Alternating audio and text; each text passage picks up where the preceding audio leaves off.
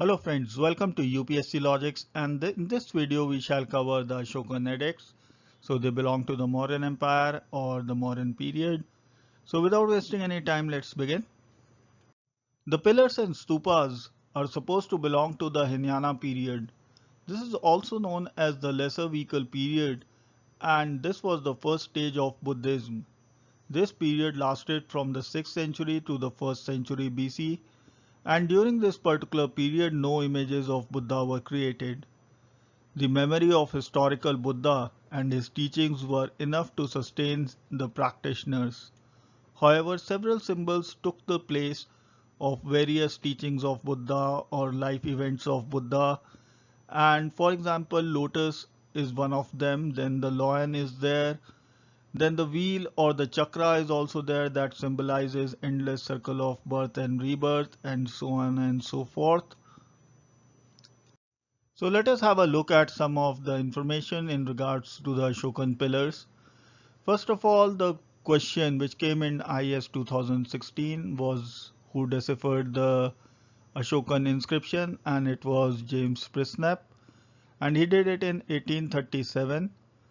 Then the identification of Ashoka as author of these pillars came about only in the 20th century, and majority of them are proclamations of Ashoka to his public at large.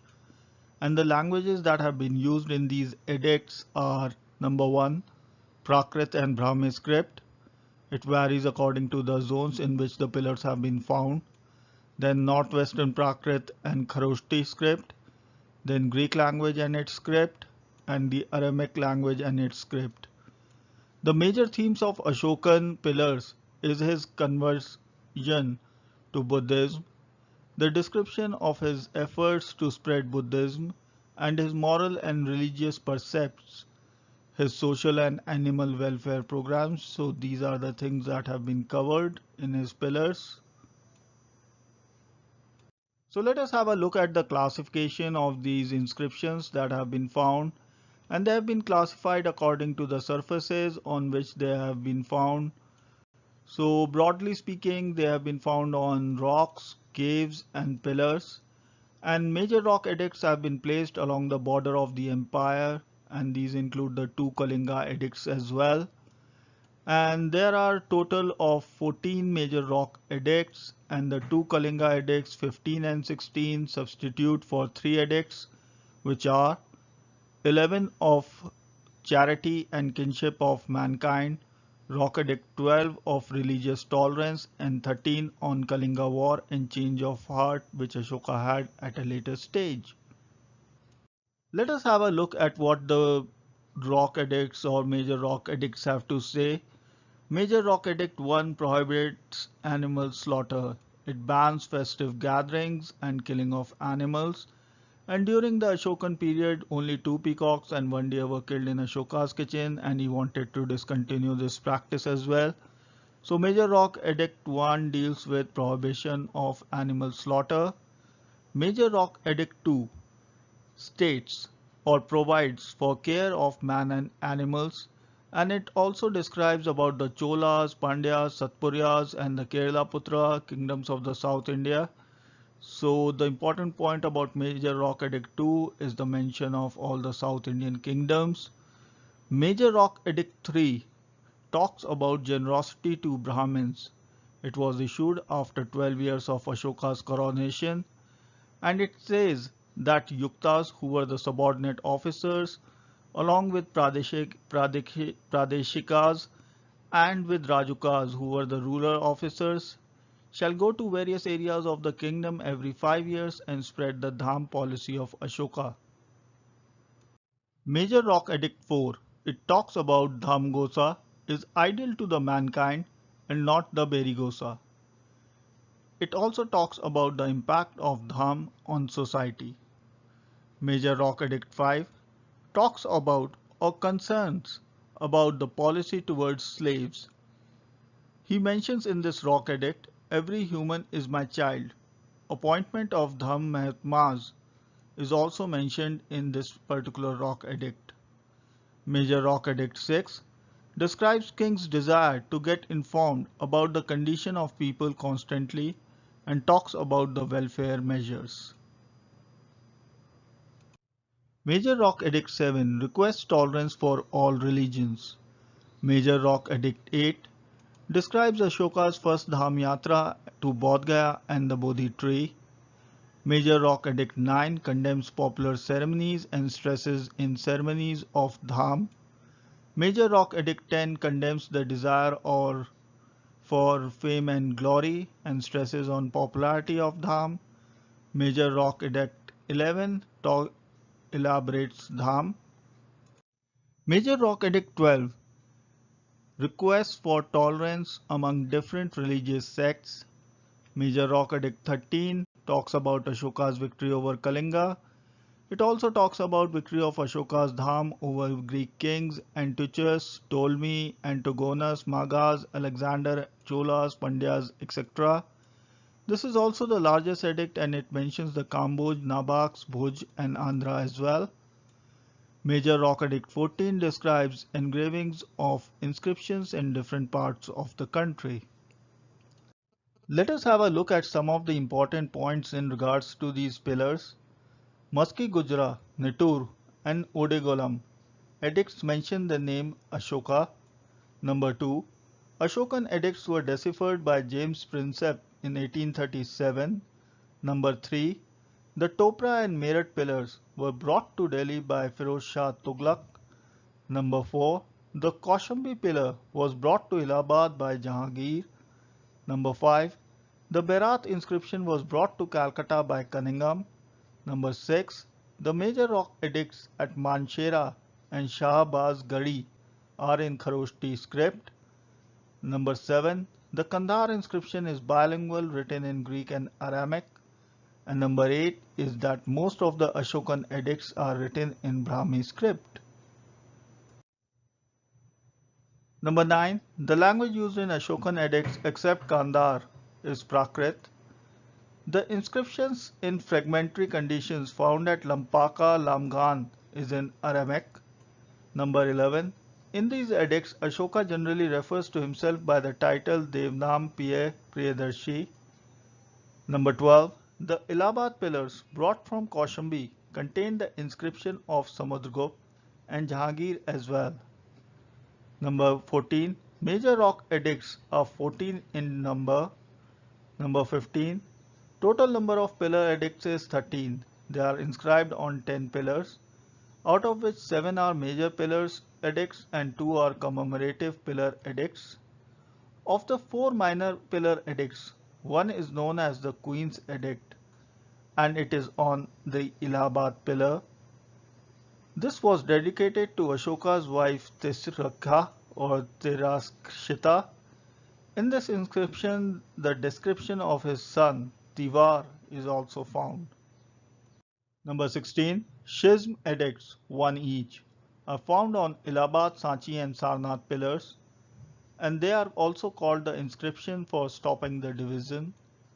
The commemorative pillar edicts are Rumandai and Nigali Sagar, and both of them are in Nepal. The longest among the major rock edicts is the 13th rock edict, and in this edict the war of Kalinga has been described. The slave system has also been described in this particular edict. 7th pillar edict is the longest among all the edicts. The Allahabad pillar contains first 6 pillar edicts: Queen's Edict, Kosam Schism Edict, Prasasti of Samudragupta written by Harisena, and some decrees of Jahangir. Kharoshti script was a mixture of Aramaic and Brahmi. Let us have a look at the separate edicts, what they have to say. The 2 Kalinga edicts, 15 and 16, substitute for the 3 edicts, which are 11, 12 and 13. 11 stands for charity and kinship of mankind, 12 stands for religious tolerance, and 13 on Kalinga war and change of heart. They have been found at the sites in Kalinga and also called separate edicts 1 and 2. Separate edict 1, Ashoka declared all people are my sons, and in separate edict 2, proclamation of edicts even to a single person was said. Let us have a look at the minor rock inscriptions. Number 1 is the Ramandai pillar inscription, and it commemorates Ashoka's visit to Lumni and exemption of Lumni from tax. It says the beloved of gods, the king Piyadasi, when he had been concentrated 20 years, came in person, find reference the place where Buddha Sakyamuni was born. So reference to Buddha's birthplace has been given here.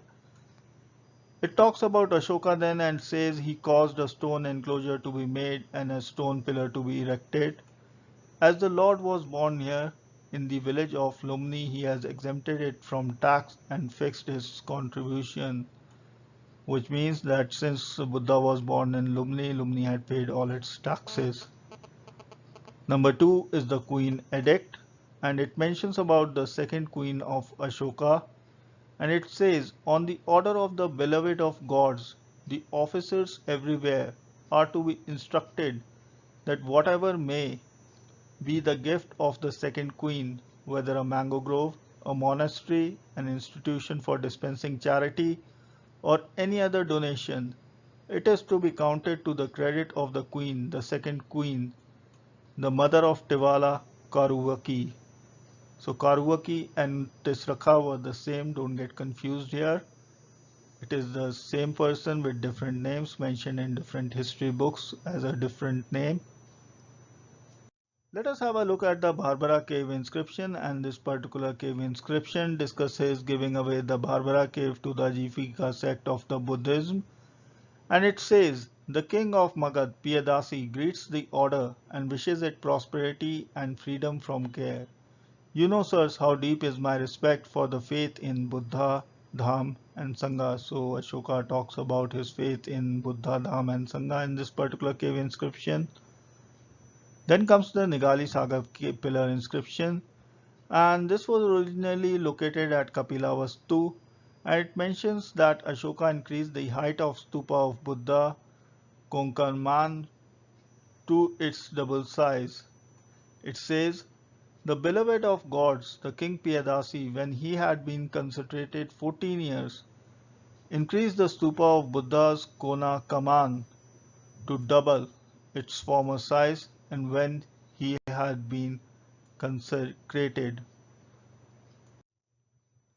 Then comes the Kandhar bilingual rock inscription, and it talks about the satisfaction over Ashoka's policy, and it also mentions about the presence of sizable Greek population, and the fact that the edict is in Greek as well as Aramaic also tells that there were people who were of Greek origin who used to read this Kandhar bilingual rock inscription.